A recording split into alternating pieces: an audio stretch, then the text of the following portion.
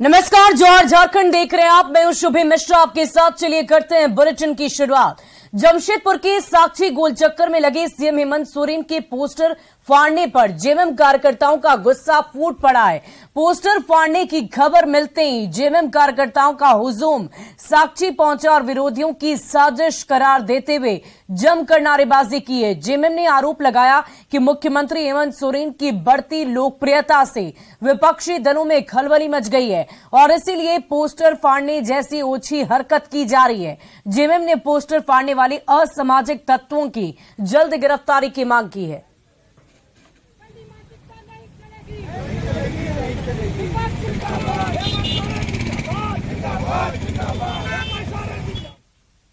वहीं जमशेदपुर में देर रात पुलिस और अपराधियों के बीच मुठभेड़ हुई, जिसमें हथियार और कारतूस के साथ 7 अपराधी पकड़े गए। दरअसल कुख्यात अमरनाथ गैंग के ये अपराधी देर रात कापागुड़ा के भोलेनाथ ढाबा में जुटे हुए थे। खबर मिलते ही मानगो ओलीडी और घाटशिला पुलिस की टीम घटनास्थल पर पहुंची। पुलिस के आते ही अपराधियों ने फायरिंग शुरू कर दी और पुलिस ने भी जवाबी फायरिंग की। इससे पूरे इलाके में भगदड़ मच गई। कुछ ही देर बाद दोनों तरफ से फायरिंग भी होती रही, पर साजन मिश्र नामक अपराधी को गोली लगते ही गैंग का मनोबल टूट पड़ा और कई अपराधी वहां से भाग निकले, जबकि साजन मिश्र समेत 7 अपराधियों को पकड़ लिया गया।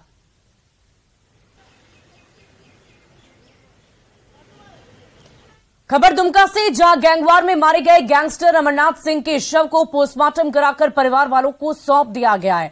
देर रात 3 अपराधियों ने बासुकीनाथ के नंदी चौक के पास गैंगस्टर अमरनाथ सिंह की गोली मारकर हत्या कर दी थी। कहा यह जा रहा है कि तीनों शूटर कांवरिये के वेश में आए थे और ये वारदात जरमुंडी थाना क्षेत्र से महज 100 मीटर की दूरी पर हुई थी। अमरनाथ सिंह परिवार के साथ पूजा अर्चना करने के लिए बासुकीनाथ से पूजा कर लौट रहे थे और तभी उन पर गोली चल गई। हत्याकांड का आरोप गणेश गैंग पर लगा है। बैठे हुए थे चाय दुकान से, ठीक ना। हम लोग आए, पहले बैठे वहाँ पर ही हम लोग चाय पीने लगे, तो वहाँ से पीछे से गाड़ी स्टैंड से निकला और पीछे से फायरिंग किया। वो लोग भाग गया। हम लोग चिल्लाए टाइगर मोबाइल पीछा किया। सुन लीजिए, अब पता नहीं फिर किधर भागा वो लोग। तीनों पैदल था, बोल रहा। तीनों पैदल था। अब बोलबम का पूरा कपड़ा पहन के। आप लोग दोनों थे सर? हाँ, हम दोनों आई। और विदेश में छिपे गैंगस्टर प्रिंस खान ने झारखंड के वासियों की नींद उड़ाकर रख दी है। एक के बाद एक मिल रही धमकी से व्यापार जगत में खलबली मची हुई है, पर झारखंड पुलिस के हाथ अब तक खाली हैं।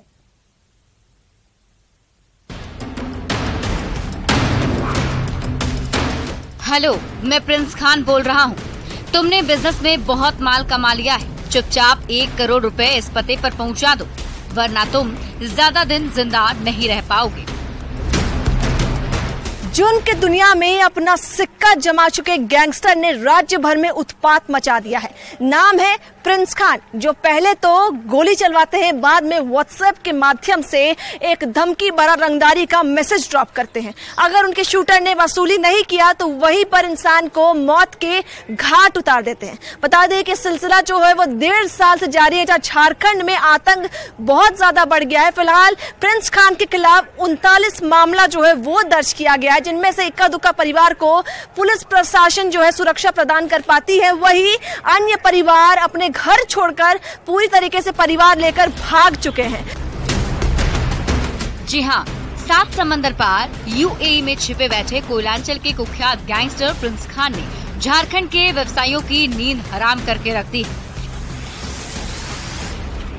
जब भी उसके विदेशी मोबाइल नंबर से ऐसा धमकी भरा मैसेज व्यापारियों के इनबॉक्स तक पहुंचता है, वो और उनका परिवार डर के मारे कांप उठता है। अब उनके पास 2 ही रास्ता बचता है। पहला, गैंगस्टर को उसकी मुंह मांगी रंगदारी पहुंचा दे, और दूसरा, झारखंड पुलिस से सुरक्षा की गुहार लगाएं। प्रिंस खान का हमको लगता है धमकी इसी लोग के जरिए आ रहा है कि लोग पहले इन लोग का डिमांड हम पूरा नहीं किए थे। हमको लग रहा है कि लोग फिर से वो बात को दोहराने के लिए फोन कॉल के सहारा या मैसेज के माध्यम से आ रहा है। व्हाट्सएप कॉलिंग आ रहा है विदेश के नंबर से।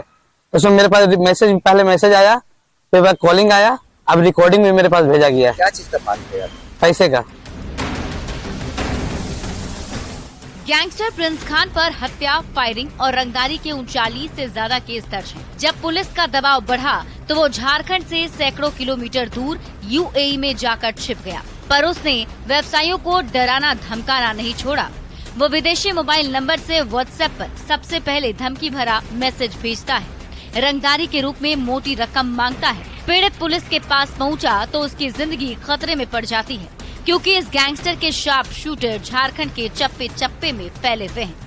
पिछले 1 महीने में जिन 7 व्यवसायियों ने धमकी से डरकर पुलिस की शरण ली, उन पर ये गैंगस्टर गोली भी चलवा चुका है, पर पुलिस के हाथ अब तक खाली हैं।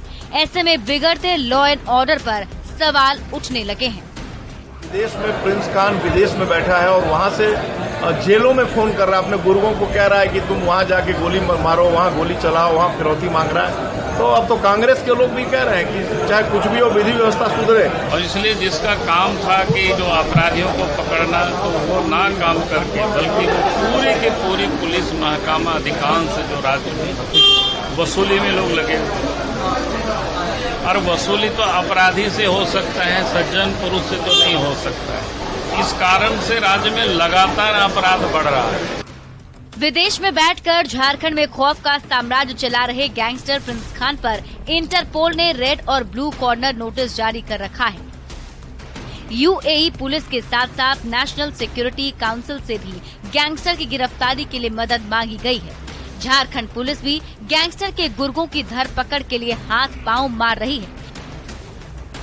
कई शूटर्स पकड़े भी गए हैं। इसके बावजूद रंगदारी, फिरौती और हत्या का खौफनाक खेल बंद होने का नाम नहीं ले रहा है। जो लेवी के स्रोत है उनको भी कट डाउन करना है, और जो भी लोग इस पूरे तंत्र में शामिल है, चाहे जो अपराध कर्मी लेवी कलेक्ट कर रहा है या कोई ऐसा व्यक्ति जो इसे फैसिलिटेट कर रहा है, उन्हें ये लेवी कलेक्ट करने के लिए मदद कर रहा है, तो इन पूरे इस आर्थिक तंत्र पर भी हमें चोट पहुंचानी है।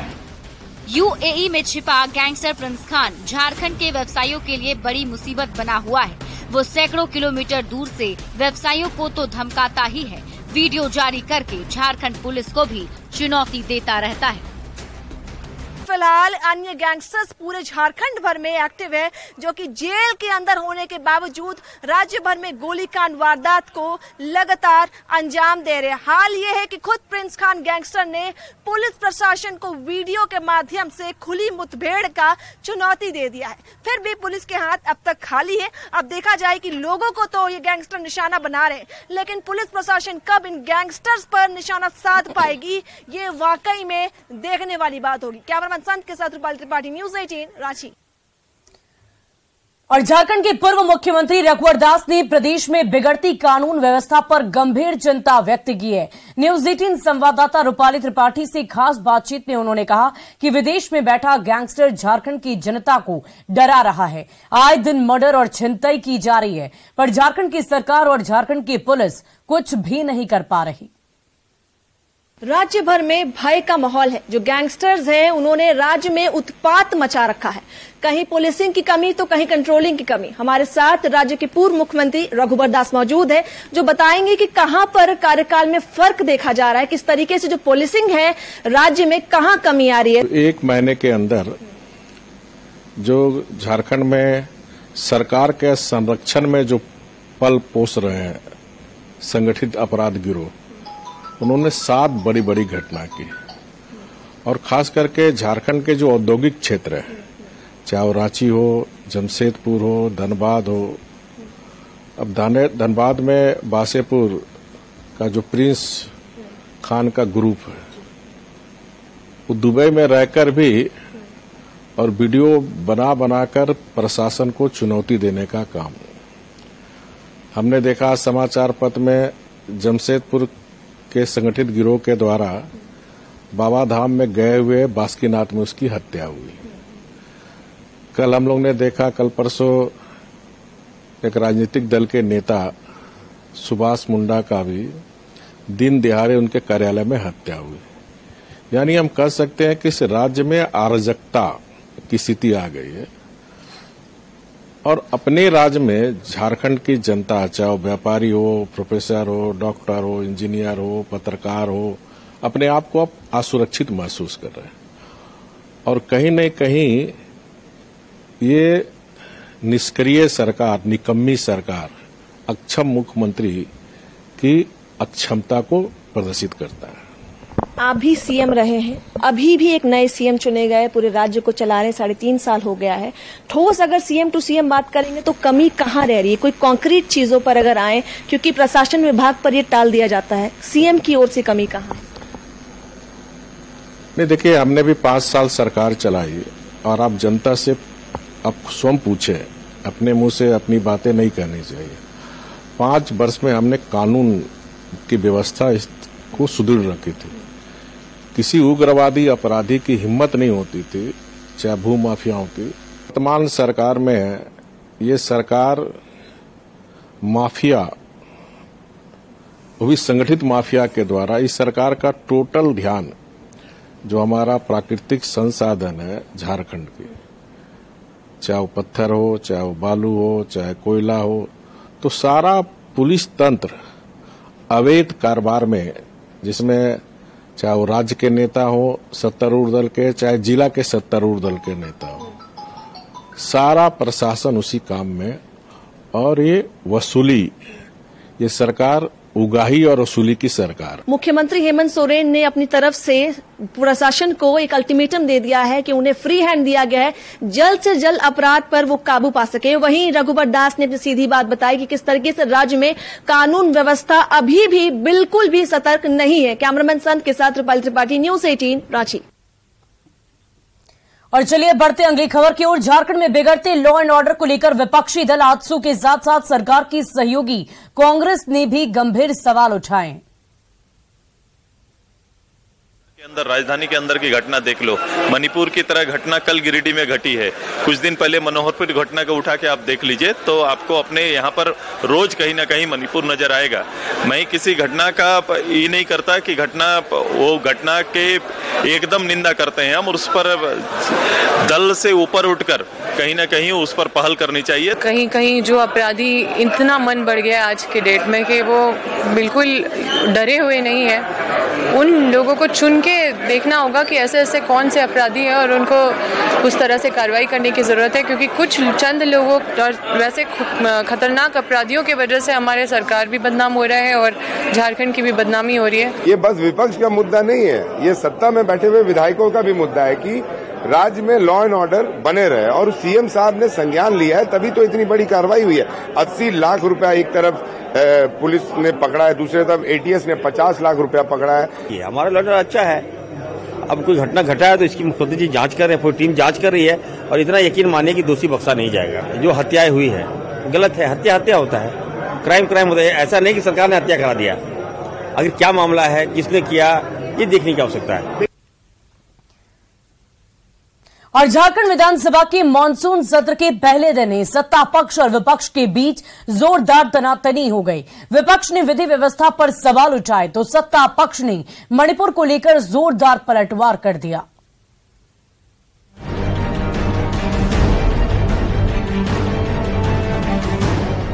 झारखंड विधानसभा के मानसून सत्र का पहला दिन भले ही शोक प्रस्ताव के साथ समाप्त हो गया, पर सदन के बाहर सत्ता पक्ष और विपक्ष के विधायकों ने एक दूसरे की ओर बयानों के तीर जरूर छोड़ दिए। मुख्य विपक्षी दल बीजेपी ने झारखंड में बिगड़ते लॉ एंड ऑर्डर को लेकर राज्य सरकार को आड़े हाथों लिया और आदिवासी नेताओं की हत्या को लेकर जोरदार निशाना साधा। इस कारण से राज्य में लगातार अपराध बढ़ रहा है। लगातार आप देखते होंगे आए दिन, चाहे वो राज्य की राजधानी हो, चाहे राजधानी से बाहर का कोई भी जिला हो, सब जगह आप देखेंगे आए दिन हत्याएं हो रही है। झारखंड विधानसभा के मानसून सत्र में भी विपक्ष के नेता की कुर्सी खाली रही। सत्ता पक्ष और विपक्ष के बीच चल रही खींचतान के चलते अब तक इसका फैसला अटका हुआ है। मीडिया ने स्पीकर रविंद्रनाथ महतो को लेकर प्रतिपक्ष के नेता के मुद्दे पर सवाल किया तो उन्होंने कानून की जटिलता का हवाला देकर देरी की बात कह दी, पर बीजेपी ने सत्ता पक्ष पर पूरे मामले को जानबूझकर उलझाने का आरोप मढ़ दिया। भारतीय जनता पार्टी ने विधायक दल के नेता चुन करके लिखित में विधानसभा अध्यक्ष को दिया हुआ है, उनके पास पड़ा हुआ है, तो उनके अनुसार तो हम नहीं चलेंगे ना। भारतीय जनता पार्टी अपने हिसाब से काम करती है कि कहीं न कहीं भारतीय जनता पार्टी सुनने की स्थिति में पहुंच गई है। अपने विधायकों पर भरोसा नहीं है और उसमें कहीं उलझन में फंसी हुई है। अगर जटिलता नहीं रहता और इस बीच माननीय न्यायालय के पास भी लोग जाने का काम किया, हम लोगों को भी इच्छा था कि अगर माननीय न्यायालय हम लोगों को कुछ मार्गदर्शन दे या कुछ निर्णय ले तो हम लोगों को कोई तकलीफ नहीं है। मॉनसून सत्र की शुरुआत में ही पक्ष और विपक्ष के बीच गर्मा गर्मी देखी गई। विपक्ष ने लॉ एंड ऑर्डर और नियोजन नीति को लेकर सत्ता पक्ष को घेरा तो महागठबंधन के विधायकों ने मणिपुर में हिंसा के सवाल पर बीजेपी की खूब खिंचाई की। अविनाश कुमार, न्यूज़ 18, रांची। और झारखंड विधानसभा के मॉनसून सत्र के पहले ही दिन 3 कांग्रेस विधायकों का निलंबन वापस हो गया और ऐसे में तीनों विधायकों के चेहरे खुशी से खिल गए।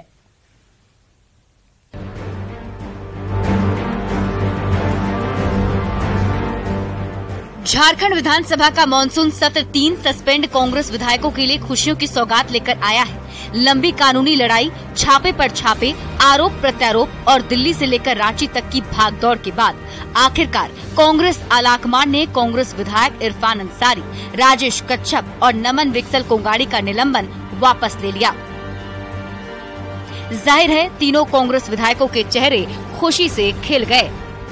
इरफान अंसारी ये कर्म कर सकता है क्या, लेकिन इसका अफसोस तो मुझे जिंदगी भर रहेगा। लेकिन चलिए, ये जीत इरफान अंसारी की नहीं, ये पार्टी की भी जीत हुई है। तो आपको परखना और पार्टी पीछे कहीं लगी? नहीं, देखिए लंबा, देखिए कोर्ट का प्रोसेस है, मामला कोर्ट में था, कोर्ट ने विदाग कर दिया, कोर्ट गए हम लोग।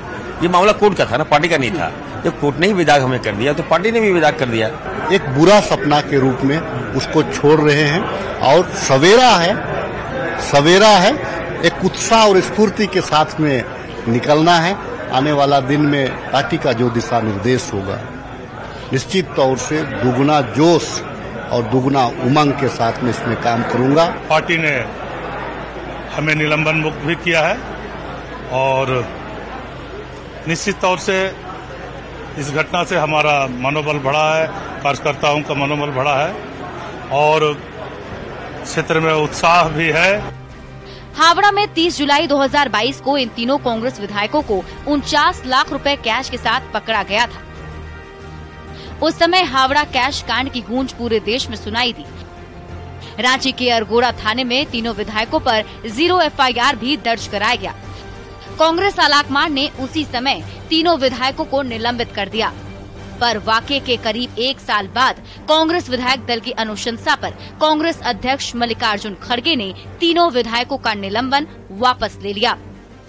इन्होंने अपनी गलती मानी है और ये कहा है कि ठीक है, जो घटना घटी है उसके लिए हम क्षमा चाहते हैं, लेकिन इसकी तहकीकात जो हुई, चाहे वो जो न्यायालय की बात हो, चाहे पुलिस इन्वेस्टिगेशन की बात हो, कोई बहुत बात सामने नहीं आई। तत्पश्चात हम लोगों ने यह निर्णय लिया है। विधायक दल का अनुशंसा करके माननीय 3 विधायक जो निलंबित किया गया था उसके बारे में हम लोग लिखकर भेजे थे। हमारे राष्ट्रीय अध्यक्ष ने उसका स्वीकार किया। 1 साल बाद कांग्रेस आलाकमान के आदेश पर निलंबन वापस होते ही तीनों पार्टी विधायकों के चेहरे पर मुस्कान लौट आई। पर अब भी बड़ा सवाल ये है, क्या हावड़ा कैश कांड का दाग पूरी तरह से धुल गया है? अविनाश कुमार, न्यूज़ 18, रांची। और फिलहाल इस बुलेटिन में अभी के लिए बस इतना ही। नजर डालते हैं अब तक की हेडलाइंस पर।